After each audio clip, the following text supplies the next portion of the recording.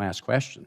But anyway, with all seriousness, Ambassador Lascardis, I thank you for that answer with respect to the situation in Chad. Congratulations to all of you on your nominations. And with respect to the situation in Ukraine, Ambassador Brink, first of all, thank you for your service in Slovakia.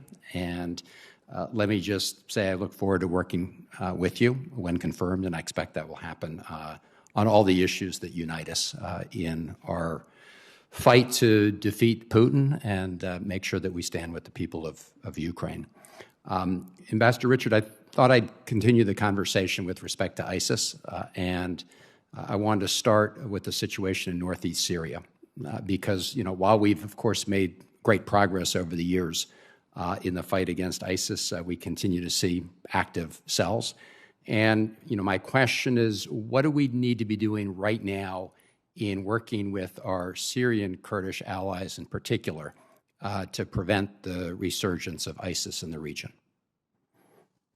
Well, I think, and I'm going to caveat this, that I've been out of the active duty part of the State Department for 2 years now, but as I look at it, certainly reading open source, it's clear that they are holding that area pretty well. They're preventing ISIS from starting a new caliphate and then going out from there.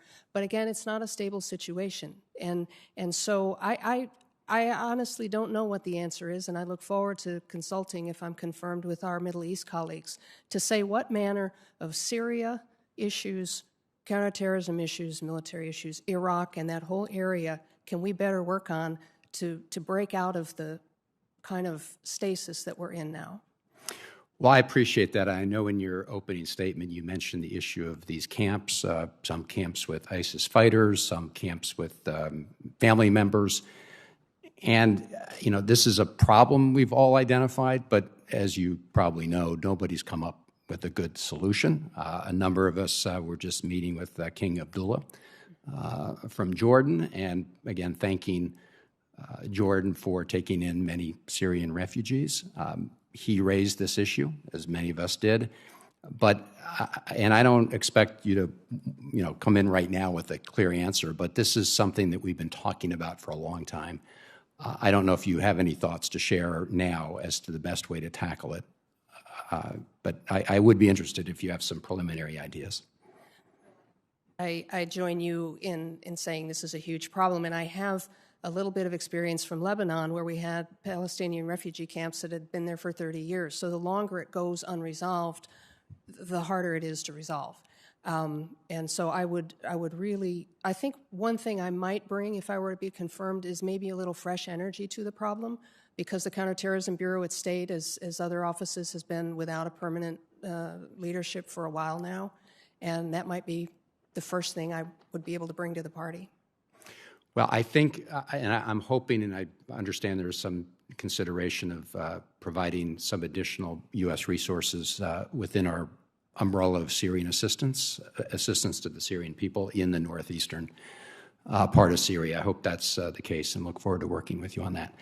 Turning to Afghanistan, as you indicated, you also have an ISIS presence. We now have the situation where the Taliban is in control, but they're fighting ISIS. What is your assessment of where ISIS stands in its strength in Afghanistan today? So again, I don't have visibility on much of the hard intelligence and information, but it's very distressing to see them, this Khorasan group, having been able to establish a presence and then execute attacks, recently both in Afghanistan and in Pakistan.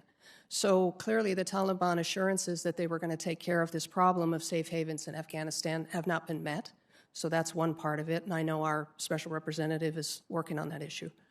But clearly, I think we have an opportunity to pay a little more attention to that now before it too metastasizes any further and gets out of hand. And what is your assessment, just to pick up a little on Senator Coons' questions in the Sahel, what is your assessment right now of ISIS's growth in Africa? I think, and I defer to my Africa colleagues, and I'm looking forward to learning a little more about that region. What I see is ISIS affiliates, people inspired by ISIS, associating themselves with ISIS, rather than a hard command and control, you go here and you go there. And that's a lot harder to fight, and it's a lot harder to see sometimes. And poor governance and economic despair in the region is a big cause of this. So I would look forward, if I'm confirmed, to working with Africa Bureau to understand the underlying dynamics. So again, we might get ahead of this. I appreciate it. As you well know, the conversation in the foreign policy community is swung from counterterrorism to so-called great power competition, and I understand that, appreciate it, and agree that we didn't focus enough on that. But I don't want to swing back entirely in the other direction and see ISIS and other terrorist organizations, use this opportunity while everybody's focused on other parts of the world to regain their strength. So look forward to working with you and all of you when confirmed. Thank you. And I guess Mr. Senator Murphy.